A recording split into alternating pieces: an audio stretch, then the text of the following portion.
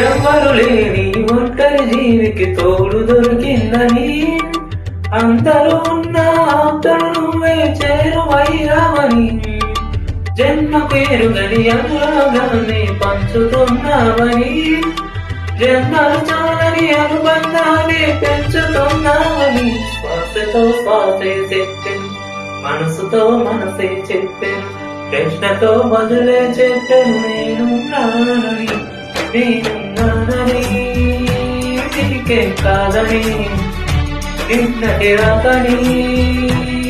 చేస్తానని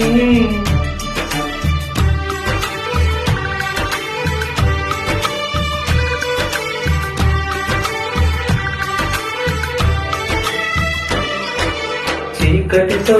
వెలిగే చెప్పెను నేనున్నానని ఓటమితో